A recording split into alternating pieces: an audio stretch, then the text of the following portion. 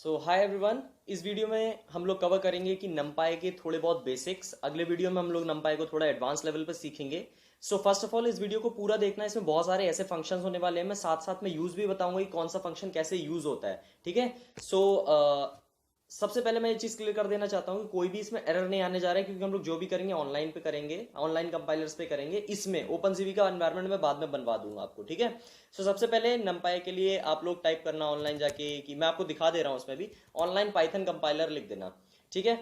जो भी आपके सर्च रिजल्ट्स आते हैं, ये जैसे मेरा ये फर्स्ट वाला जो प्रोग्रामिंग वाला है, ये मेरे को पर्सनली बहुत अच्छा लगा था, तो फिर मैं यही वाला यूज कर लूंगा। आपको जो चाहे वो यूज कर लेना, जो भी आपको कन्वीनियंट लगे। ठीक है। मैं ये वाला पर्सनली यूज करूंगा। चलो फिर before typing into the code मैं बताना चाहता हूँ, कोई भी डाउट हो जस्ट मेरे को इंस्टा कर देना। ठीक है। कोई भी फंक्शन के बारे में, बट जितने इसमें मैंने फंक्शन बता दिए इससे ऊपर लगते नहीं है यार बेसिकली, मतलब कंप्यूटर विजन में अगर लगते भी हैं तो भी वो बहुत, मतलब आपको पता लग जाएगा फंक्शन कैसे सेल्फ डिस्क्रिप्शन होता है फंक्शन में, कि अपने आप को बताते हैं फंक्शन की भाई ये फंक्शन क्या करेगा। ठीक है। चलो तो फिर let's dive into the code.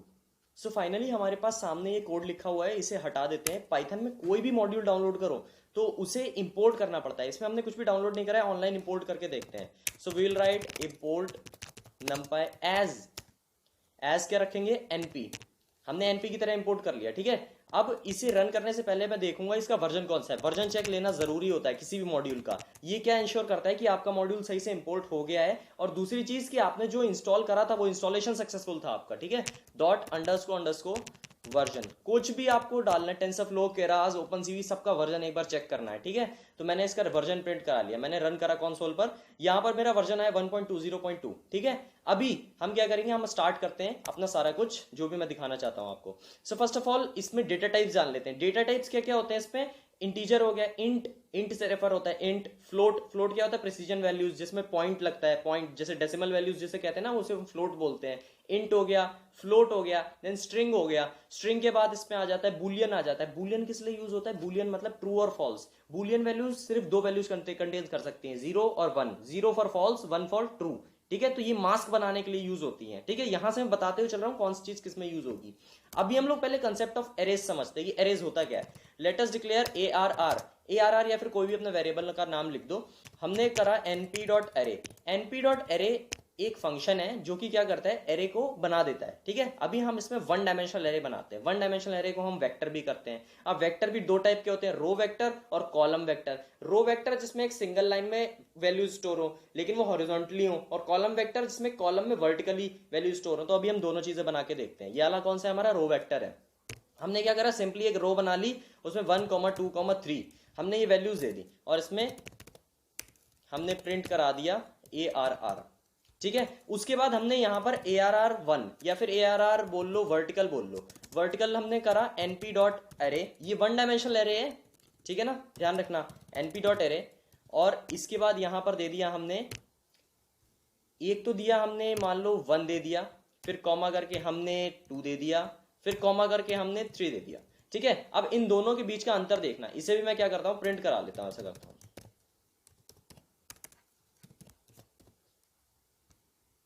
ये दोनों ही सिंगल डायमेंशनल वेक्टर्स हैं।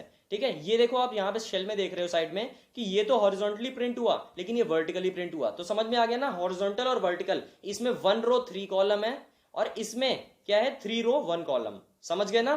तो फिर ये हमारा आता है इसका वन डायमेंशनल एरे का कंसेप्ट। अभी इसे हम क्या करते हैं, यहां पर इसे मैं कमेंट आउट या फिर छोड़ो रबी कर देता हूं। ठीक है। अभी आप लोग इसे देखते हो चलना, जहां भी नोट करना है यार कर लेना। अब इसमें क्या है, हमने क्या करा, इसके बाद आते हैं सेकंड यानी 2 डायमेंशनल एरेज पे। 2 डायमेंशनल एरे क्या होती है, जब भी मैं इस पूरे कोर्स में मैट्रिक्स बोलूंगा यानी मैं 2 डायमेंशनल एरे को रेफर कर रहा हूं। ठीक है। तो 2 डायमेंशनल एरे क्या होगा, यहां पर np.array, अगेन मैंने फंक्शन लगाया, इसमें मैंने एरे डिक्लेयर कर दी। अब इसमें क्या है, 2 डायमेंशनल एरेज में जैसे हम इसमें वैल्यूज दे रहे थे 1, 2, 3 वन डायमेंशनल एरे के लिए, वैसे हम इसमें टपल देंगे, रो पास कर देंगे। रो कैसे पास करते हैं, इस ब्रैकेट में 1, 2, 3। फिर सेकंड रो क्या बन गई मेरी, 3, 4, 5। फिर मैंने, चलो 2 ही रो की देख लेते हैं। ठीक है। इससे मैंने क्या करा, प्रिंट करा दिया, प्रिंट ARR। तो अभी यहां पर देख रहे हैं हम 2 रोज आ गई, 3 कॉलम वाला एक हमारे पास मैट्रिक्स आ गया। ठीक है। तो इसे हम बोलते हैं 2 डायमेंशनल एरे। ठीक है। अब इसे ही अगर हमें 3 डायमेंशनल करना है तो कैसे करेंगे, अब ये चीज समझो, एरे टू डायमेंशनल क्या होती है, चटाई होती है, मैट्रिक्स होती है, ठीक है, मैट्रिक्स समझिए ना, मैथ्स में जो होते हैं यहां पर भी सब सेम होता है, मैथ्स जैसा ही होता है। अब मैट्रिक्स को एक के पीछे एक लगा दे तो क्या थर्ड डायमेंशन हो गया ना, एक X axis rows, Y axis column, Z axis number of जो चैनल्स हो गए उसके, यही इमेज होता है। इमेज का खेल भी सेम होता है, X axis Y axis and number of channels, ठीक है, तो वो बोलते हैं number of layers of an image, ठीक है। जैसे मैंने बीजीआर में तीन लेयर इतने पीछे चिल्ला रहा हूं ना वीडियोस में, ये वही चीज है। अब देखो थ्री डायमेंशनल, इसी को थ्री डायमेंशनल में कन्वर्ट कर देते हैं। क्या करते हैं, एक और ओपनिंग ब्रैकेट इसे देते हैं, उसके बाद यही चीज को हम कॉपी कर लेते हैं यहां से यहां तक, ठीक है। अब यहां पर कॉमा लगाते हैं, पेस्ट करते हैं यही चीज। ये क्या करा मैंने, एक सिमिलर एरे, एक और बाहर से एरे बनाई, उसमें एक एरे का दो लेयर बना दी। ये मेरे पास एक एरे थी ना, उसकी दो लेयर बना दी, और ये मैंने फाइनली उसका भी ब्रैकेट क्लोज कर दिया, ठीक है। समझ रहे हो ना, समझना ही, बड़ी एरे है उसके अंदर, मतलब बड़ी एरे मतलब दो लेयर ऑफ एरेज मैंने बना दी 2D मैट्रिक्स। अब इसका स्ट्रक्चर एक बार देखना आप, यहां पर क्या हुआ, दो लेयर्स आ गई, एक लेयर ये है, ये अलग अलग नहीं है, सेम ही है, ये पूरी मैट्रिक्स सेम है, बस क्या है डायमेंशंस डिफरेंट है। उसमें सिर्फ दो डायमेंशन थे एक्स एंड वाई, इसमें जेड डायमेंशन भी आ गया। कितनी लेयर है, दो लेयर है। अगर इसमें मैं एक और लेयर बनाना चाहूं तो एक और लेयर बन जाएगी। कैसे, मैंने फिर से इसे कॉपी कर लिया, वैल्यूज आप अपने हिसाब से चेंज कर लेना, मैं तो आपको जल्दी जल्दी में दिखा रहा हूं, ठीक है। मैंने इसे फिर से कॉपी कर लिया, अब मैंने रन कर दिया इसे, ये देखो आपके तीन लेयर्स बन गए ना। इसे बोलते हैं मल्टी डायमेंशनल एरे, ठीक है। जो आपकी एन डायमेंशनल एरे होती है वो यही चीज होती है।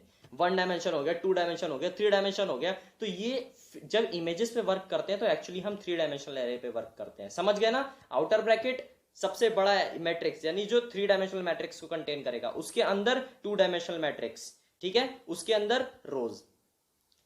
समझ गए ना कि क्या खेल चल रहा है यहां पर। अभी यहां से चलते हैं एंड मैं आपको कुछ इंटरेस्टिंग बताता हूं। चलो, अभी मान लो कि आपको जो, जैसे यहां पर तो आपने खुद वैल्यूज दी, अब आपको कई जगह ऐसी चीजें होती हैं जैसे खुद वैल्यूज नहीं देनी पड़ती। जैसे मान लो हमने डाली numpy dot zeros, numpy dot zeros क्या करेगा, मैंने बोला था फंक्शन ही नाम बता देगा। numpy डॉट जीरोस क्या करेगा, मैंने लिखा 3x3 की एक एरे बना देगा, एक मैट्रिक्स बना देगा जिसमें सारे वैल्यूज जीरो हो। देख रहे हो, जीरो पॉइंट क्या आ रहा है, पॉइंट। बहुत सारे लोग इसमें कंफ्यूज हो रहे हैं ना, तो वही मैंने जो डेटा टाइप बताया था मैं यहां पर मेंशन कर सकता हूं, डी टाइप पैरामीटर। हम किसी भी फंक्शन में, numpy के किसी भी फंक्शन में जो कि एरे को डिक्लेयर कर रहा है, जीरोस हो गया, वंस इसके बाद पढ़ेंगे हम, रैंडम पढ़ेंगे, सब में हम डेटा टाइप मेंशन कर सकते हैं। तो डेटा टाइप हमने क्या कर दिया इसमें, मान लो हमने इंट कर दिया, हमने फिर से रन करा, इंट से वो देखो पॉइंट हट गया ना। पॉइंट किस लिए आ रहा था, क्योंकि वो फ्लोट वैल्यूज थी, वो फ्लोट वैल्यूज डेसिमल वैल्यूज आ रही थी। अब इसमें हमारे पास एक और ऑप्शन होता है, हम यू इंट कर सकते हैं, यानी अनसाइंड इंटीजर। साइंड और अनसाइंड के बीच में अंतर देख लेना जाके। साइंड क्या होता है, जो रेंज होती है, जो पूरी रेंज होती है, जैसे मान लो 8 बिट इंटीजर है तो 256 वैल्यूज दिखा सकता है ना, उसका हमने आधा कर दिया, कितना हुआ 128। तो 128 नेगेटिव साइड पे दिखेंगी, 127 पॉजिटिव पे साइड पे दिखेंगी, क्योंकि एक जीरो वैल्यू इंक्लूड हो जाएगी पॉजिटिव साइड में, ठीक है। तो -128 से 127 तक रेंज हो जाएगी साइंड इंटीजर की, जो कि सिर्फ इंट होता है, और अनसाइंड इंटीजर की 0 से लेकर 255 तक रेंज हो जाएगी, ठीक है। तो यू इंट 8 बिट्स, ये मैंने रन करा, ये मेरा 8 बिट का आ गया, ठीक है ना। अब इसी में हम आगे चलते हैं, यहां पर अगर हम डाल देंगे numpy डॉट वंस, ठीक है। numpy डॉट वंस फंक्शन क्या करेगा, जैसे मान लो इस बार मैं डायमेंशन इसके चेंज कर देता 3,5 कर देता हूं, फिर से रन करता हूं, ये 1 की एरेज बना देगा। जिस भी फर्स्ट डायमेंशन रोज होता है, सेकंड डायमेंशन कॉलम होते हैं, 3 रोज बने 5 कॉलम बने, यहां पर देख रहे हो ना। अब numpy डॉट वंस के बाद हमारे पास आ गया, मान लो 0 भी नहीं चाहिए, 1 भी नहीं चाहिए, हमें कोई पर्टिकुलर वैल्यू चाहिए, ठीक है। तो वैल्यू क्या करेंगे हम, numpy डॉट फुल फंक्शन क्या करेगा, हमें यहां पर अपना वो मेंशन करना है जिस चीज को, जो हमारे डायमेंशंस होने हैं, और उसके बाद कॉमा के बाद हमें क्या लिखना है, जिस चीज से हमें उसे फुल करना है। मान लो हमने 5 लिख दिया, अब इसे रन करके देखते हैं, ये क्या हुआ, सारी मैट्रिक्स एक पर्टिकुलर वैल्यू से फिल हो गई, ठीक है। ये तब यूज होता है जब इमेज में हमें कोई भी कर्नल या फिर मास्क अप्लाई करना हो, ठीक है, हमें कोई भी कॉन्वोल्यूशन अप्लाई करना हो। अभी हम आगे पढ़ेंगे कॉन्वोल्यूशंस होते क्या है कंप्यूटर विजन में, सारी चीजें। कोई भी इमेज में मास्क, कोई जैसे ये इमेज है, इसे एक सुंदरता में ढालना है तो फिर फिल्टर्स लगते हैं, छोटे छोटे फिल्टर्स होते हैं। अभी हम पढ़ेंगे कॉन्वोल्यूशन क्या होता है, फिल्टर लगते कैसे हैं, मैं बोल रहा हूँ ना, लगते हैं, ऐसे मल्टीप्लाई नहीं हो जाते हैं, बहुत सारी कैलकुलेशंस होती हैं पीछे, ठीक है। तो ये आ गया आपका numpy dot full function. numpy dot full क्या करता है, कोई भी कांस्टेंट वैल्यू उस पर्टिकुलर डायमेंशंस में मैप कर देता है, ठीक है। इसके बाद आ गया एक सिंपल सा एक और फंक्शन है यार, देख लो, आई फंक्शन। आई फंक्शन क्या करेगा, आइडेंटिटी मैट्रिक्स, भूल गए, नॉर्मल एक मैट्रिक्स, ठीक है, जिसमें सारी वैल्यू जीरो हो सिवाय डायगोनल के, डायगोनल पे क्या हो, 1 हो। मैंने आइडेंटिटी मैट्रिक्स का दे दिया और इसमें डायमेंशन हम नहीं लिखते क्योंकि आइडेंटिटी मैट्रिक्स होती स्क्वायर मैट्रिक्स है, तो हमने 3 लिख दिया, तो ये 3x3 की मैट्रिक्स बना देगी। 4 लिख देंगे, 4x4 की बना देगी। यहाँ पे देख रहे हो ना, बाकी सब जीरो है, सिर्फ डायगोनल पे 1 है, ठीक है। तो ये आ गई हमारी नंबर ऑफ मैट्रिक्स जो हमने इनिशियलाइज कर दी, ठीक है। इसके बाद हम अभी स्टार्ट करते हैं अपना रैंडम और रेंज एरेज, ठीक है। मैं चाहता हूं कि मेरे को एक ऐसी एरे मिले जिसमें 0 से 9 तक की वैल्यूज हो, या फिर 0 से 9 तक की पर्टिकुलर स्पेस्ड वैल्यूज हो। ये चीज कैसे निकालेंगे? सबसे पहला फंक्शन इस चीज में आता है ए रेंज। ए रेंज क्या होता है?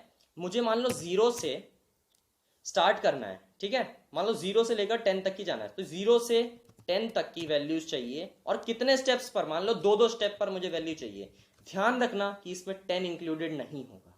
0 होगा, उसके बाद 2 आएगा, उसके बाद 4 आएगा, लेकिन 10 नहीं आएगा। अभी आप इसका वो देख लेना प्रूफ, ठीक है। 0 से स्टार्ट होकर 10 तक आएगा, ये देखो, क्योंकि 10 इंक्लूडेड नहीं था तभी 10s में नहीं आया। 0 से लेकर 10 के पीछे तक रहता है ये ए रेंज फंक्शन, ठीक है। इसमें मैं जितनी भी वैल्यूज में, मान लो मुझे 6-6 के डिफरेंस पे चाहिए, तो एक 0 आ जाएगा, एक 6 आ जाएगा, देखा, यही आउटपुट आया ना।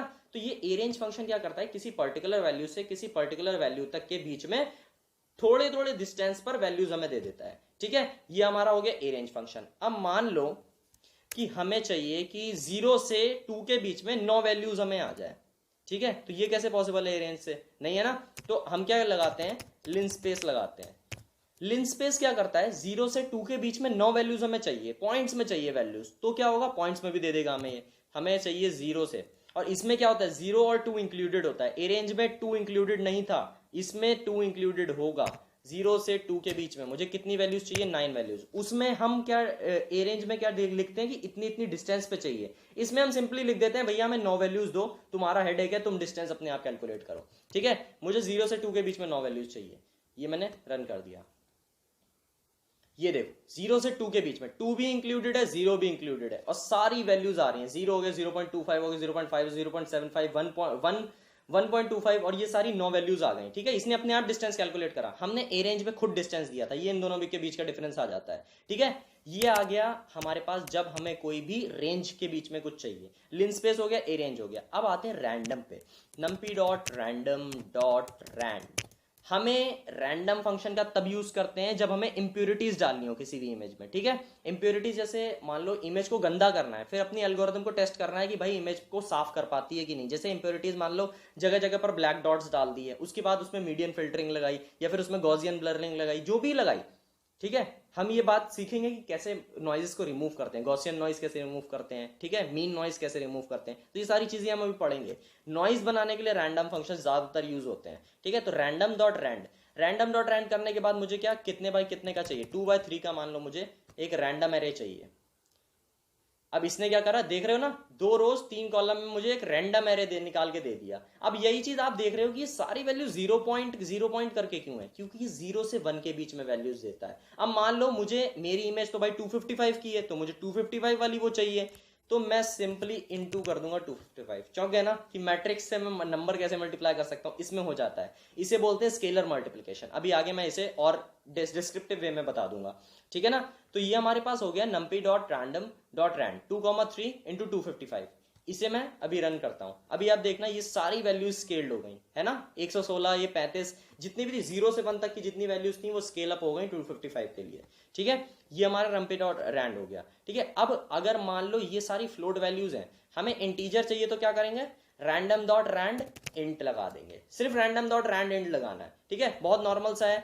यहाँ पे अपना साइज दे दिया, ये थोड़ा सा करेक्ट करना पड़ेगा हमें। numpy dot random dot randint, यहाँ पे हमने 5 दे दिया। 5 का मतलब कि मुझे 0 से 5 तक की वैल्यूज चाहिए, 5 नॉट इंक्लूडेड इन इट। मैं उसके बाद मैंने साइज दे दिया, ये थोड़ा सा आप लोग ध्यान रखना। वैसे भी ये रटने की ये चीज़ जरूरत नहीं है, ठीक है। यहाँ पे मैंने साइज दे दिया कि मुझे 3x3 की मैट्रिक्स चाहिए। उसके बाद मैंने क्या करा, इसे रन कर दिया। सो इसमें हमारे पास रैंडम इंटीजर की वैल्यूज आई 0 से 5 तक की, 5 नॉट इंक्लूडेड इन इट, जितनी भी वैल्यूज हैं उससे ये 3x3 की एरे फिल हो गई। ये होता है रैंडम इंटीजर, जब हमें मोस्टली हम रैंडम ही यूज करते हैं इंपेरिटीज डालने के लिए, ठीक है। अब आता है, ये चीजें आप खत्म करते हैं। हमने अभी तक के क्या पढ़ लिया है, 1 2 3 डायमेंशनल एरेज, रैंडम एरेज, कोई भी रेंज अगर निकालनी हो 0 से 4 तक की कुछ कुछ वैल्यूज पे मुझे निकालनी है, 0 से 4 तक की कितने स्टेप्स निकालने वो पढ़ लिया, लिन स्पेस पढ़ लिया, एरेंज पढ़ लिया इन दोनों के लिए। उसके बाद हमने रैंडम वैल्यूज पढ़ लिया। अब मान लो हमारे पास कैमरा से इमेज आई है, ठीक है, हम उस जानना चाहते हैं कि उस इमेज की हाइट कितनी है, विड्थ कितनी है। क्यों? क्योंकि हम हाइट और विड्थ जब पता होगा तभी तो उस पर ऑपरेशंस लगा पाएंगे। समझ रहे हो ना? तो इसे बोलते हैं एरे इंस्पेक्शन। एरे इंस्पेक्शन पे अब चलते हैं। मान लो मैंने डिक्लेयर करी एक array ARR is equal to NP। अभी ये चीज क्लियर हो जाएगी। ये मैंने एक और उसमें जोड़ दिया, मैंने ये एक मैट्रिक्स के फॉर्म में बना दिया, ठीक है। मैट्रिक्स के फॉर्म में क्या आया, यहां पर मैंने जो चीज दी है, ये 2 रो हैं 3 कॉलम है, ठीक है। तो एरे डॉट शेप ने क्या आउटपुट दिया, 2 रोज 3 कॉलम्स, ठीक है। 2 रोज किस चीज को कंट्रीब्यूट करेंगी, हाइट को। कॉलम्स किस चीज को कंट्रीब्यूट करेंगे, विड्थ को, ठीक है। तो 2 is the height, 3 is the width. तो हाइट कॉमा विड्थ फॉर्मेट में एरे डॉट शेप आउटपुट देता है, ठीक है। ये चीज समझ गए ना कि क्या चीज हो रही है, एरे डॉट शेप। अब दूसरा जो एट्रीब्यूट आता है वो आ जाता है मेरे पास ARR डॉट साइज। मान लो कि हमें पता करना है कि कितने पिक्सल्स हैं या फिर कितने साइज की इमेज है, कितने पिक्सल्स आ रहे हैं, कितने एलिमेंट्स हैं उस पिक्सल में। यहाँ पे एलिमेंट्स मतलब यहाँ पर देखो 1 2 3 2 2 3 यानी 6 एलिमेंट्स है ना टोटल। तो उसने क्या आउटपुट दिया, 6, एरे डॉट साइज ने। बहुत सिंपल सी चीजें होती हैं यार नंपी में, इतना कुछ हुआ नहीं होता जितना लोग बना देते हैं। शेप हमने देख लिया, साइज हमने देख लिया। अब तीसरा आता है D type, data type. Simple, data type किसी भी इमेज का मालूम होना जरूरी है। डीप लर्निंग मॉडल मान लो मान रहा है फ्लोट वैल्यूज, तुमने दे दी इंट, तो ऑब्वियसली रिजल्ट गलत आएगा और तुम लोग जूझते रहोगे एल्गोरिदम में। इसलिए डेटा टाइप जानना जरूरी है। अब डेटा टाइप, चलो अभी आगे बताता हूं। डेटा टाइप हमने इसका चेक करा, int 64। मान लो ये मुझे, ये लो मैंने एक वैल्यू इसकी चेंज कर दी, 1.9 कर दी। अब देखना इसका डेटा टाइप क्या होगा। इसका डेटा टाइप क्या आया, फ्लोट 64। फ्लोट में आ गई ना वैल्यू। अब मान लो मुझे यही चीज मुझे इंट में चाहिए, ठीक है। मुझे यही एरे मुझे इंट में चाहिए। क्यों? क्योंकि मेरा मॉडल इंट एक्सेप्ट करता है। या फिर मान लो मुझे इंट इमेज है, मुझे उसकी फ्लोट कन्वर्ट करनी है। ये इंट इमेज है मेरी, ठीक है। यहां पर इंट बन गई ना मेरा। अब मुझे इसे फ्लोट में कन्वर्ट करना है। तो फ्लोट में कैसे कन्वर्ट करना, मैंने तो अभी वैल्यू चेंज करी, मुझे वैल्यू नहीं चेंज करनी है, मुझे जस्ट इसे फ्लोट में कन्वर्ट करना है। तो क्या करूंगा मैं सिंपली एक नई एरे बनाऊंगा, या फिर इसी में भी हम मेंशन कर सकते हैं। हम सिंपली पुरानी एरे का नाम लिखेंगे dot astype. Astype क्या होता है, एक फंक्शन होता है जो किसी भी पुरानी एरे को एक नए डेटा टाइप में डाल देता है। एज टाइप का क्या करेंगे, इंट मैंने इसमें मेंशन कर दिया, या फिर इसमें मैंने मेंशन कर दिया लॉ फ्लोट मेंशन कर दिया। अब मैंने क्या करा, ARR1 डॉट डी टाइप लगा लिया इसमें। अब देखते हैं इसका डेटा टाइप क्या जाएगा। देखा, हो गया फ्लोट 64। पहले मैंने वैल्यू चेंज करी थी ना 1.9, अब इसमें वैल्यू चेंज नहीं करनी पड़ी, सिर्फ एज टाइप मैंने लगाया और एरे ने अपना डेटा टाइप चेंज कर लिया, ठीक है। अभी हम इससे छोड़कर जरा सा हल्का सा बस मैथमेटिक्स देख लेते हैं, देन इस वीडियो को एंड करते हैं। बहुत ज्यादा नहीं है यार इसमें। जैसे मान लो मैंने numpy डॉट एरे बना लिया, ये इसे मैं छोटा कर देता हूँ थोड़ा आप लोगों के कन्वीनियंस के लिए, चलो इतना ही रहने दो, छोड़ो। ये मैंने इसमें एक टपल बनाई 2, 3, 4, फिर एक और टपल बनाई 9, 0, 8, ठीक है। अब मैं चाहता हूं कि ये दो अलग अलग मैट्रिक्स हैं, इन्हें ऐड करना है। तो क्या करोगे, फॉर लूप चलाओगे? नहीं, फॉर लूप कुछ नहीं चलाना। इसमें डायरेक्टली तुम्हें क्या लिखना है, ARR फाइनल लिख लो is equal to ARR plus ARR1। चौक गया ना, ऐसे कैसे हो गया, ये ऐसा ही होता है पाइथन में, ठीक है। अब ये तभी ये डेटा साइंटिस्ट हो गए, कंप्यूटर विजन एक्सपर्ट्स हो गए, इनकी फेवरेट लैंग्वेज है ये। रिसर्चिंग लैंग्वेज बहुत फेवरेट है क्योंकि इसमें बहुत कम लिखना पड़ता है, ठीक है। सारा कुछ बैकएंड हैंडल करता है। ये मैंने रन कर दिया। अब आप देखोगे ये सारे एडिशन का रिजल्ट आ रहा है। 1 + 2 3, फिर 2 + 3 5, 3 + 4 7। ये सारी एलिमेंट वाइज ऐड हो गई हैं, ठीक है। अब अगर मैंने सब्ट्रैक्ट करूंगा, एलिमेंट वाइज सब्ट्रैक्ट हो जाएंगी, मल्टीप्लाई करूंगा, एलिमेंट वाइज मल्टीप्लाई भी हो जाएंगी। समझ गए? ये जैसे मान लो मैंने इसमें मल्टीप्लाई का साइन दे दिया, इसमें क्या हो गया, एलिमेंट वाइज मल्टीप्लीकेशन हो गया। ध्यान से देखो, एलिमेंट वाइज मल्टीप्लीकेशन हो गया ना सबका। इसे यही एक प्रॉपर्टी है जिसे हम बहुत इजीली, अब जैसे मान लो एक हमारे पास, जैसे मान लो हमारे पास एक इमेज है, उसमें हमें ब्राइटनेस इंक्रीज करनी है। ब्राइटनेस इंक्रीज करना क्या होता है, सिंपली इंटेंसिटी को एडअप कर देना। मान लो ARR वाली एरे हमारी इमेज है, इसमें हमने क्या करना है, ARR में हमें कुछ हमने 20 प्लस कर दिया, 255 तक वैल्यूज होती हैं, 20 प्लस कर दिया, इमेज ब्राइट हो जाएगी। आप समझ गए? मोबाइल में जब तुम ब्राइटनेस बढ़ाते हो तो क्या होता है एक्चुअली, ये बहुत नेव सा है लेकिन मैं बता रहा हूं तुम्हें सिर्फ इंटरेस्ट जगाने के लिए। क्या है कि तुमने एक पर्टिकुलर वैल्यू एडअप कर दी और उसमें क्या हुआ, इमेज ब्राइट हो गई। अब ये देखना, मैंने 20 ऐड कर दिया है तो एरे फाइनल क्या प्रिंट करेगा, स्केलर एडिशन है, ये देखो सब वैल्यूज में 20 20 20 20 ऐड हो गया। आप समझ रहे हो ना, इंटेंसिटी वैल्यू हाइक अप कर जाती है तो इमेज ब्राइट हो जाती है। So this was all about the mathematics. And एक छोटी सी चीज मैं और आपको बता देता हूं, जब भी किसी एरे को मिनिमम या फिर मैक्सिमम निकालना हो तो ARR.MIN मिनिमम निकाल देता है। जैसे मैं यहाँ पर प्रिंट करा देता हूँ, एक बार आपके सामने प्रिंट करा देता हूँ। मिनिमम या फिर मैक्सिमम कब निकालते हैं, जब एरे को नॉर्मलाइज करते हैं। ठीक है, ये बात ध्यान रखना। यहाँ पर मैंने इसे प्रिंट कराया 1, ARR का मिनिमम क्या था, 1 था। ठीक है, मैक्सिमम निकालेंगे, मैक्सिमम निकालेगा। So this was all about this video. Finally अभी हम लोग फर्स्ट मॉड्यूल के एंड पर हैं। हमने सारी चीजें सीख ली हैं, कि initialization, random values, range values, linspace values. ठीक है, उसके बाद हमने सीखा कि एरे के एट्रीब्यूट्स कैसे जांचते हैं, इंस्पेक्ट कैसे करते हैं किसी भी एरे को। उसके बाद मैथमेटिक्स कैसे चलाते हैं एरे पे। ठीक है, सिंपल सी चीज है, मैट्रिक्स सीख गए आप, 3 डायमेंशनल एरे सीख गए। अगले मॉड्यूल में हम ये डिस्कवर करेंगे कि एक्चुअली इमेजेस जैसी एरेस पे कैसे वर्क करते हैं। ठीक है, स्लाइसिंग क्या होती है, इंडेक्सिंग क्या होती है। अगर मान लो इस एरे की मैं अभी तो एक वैल्यू या फिर पूरी एरे प्रिंट करा रहा हूं, मान लो मुझे थर्ड कॉलम की 4th वैल्यू प्रिंट करानी है, मान लो मुझे पूरा थर्ड कॉलम प्रिंट कराना है, मान लो मुझे एरे को रिवर्स करना है, तो ये सारी चीजें हम नेक्स्ट वीडियो में देखेंगे। ठीक है, और नेक्स्ट वीडियो में अपनी कस्टम इमेज बनाएंगे और उसे डिस्प्ले करेंगे। ठीक है, ऑलराइट गाइस, थैंक यू।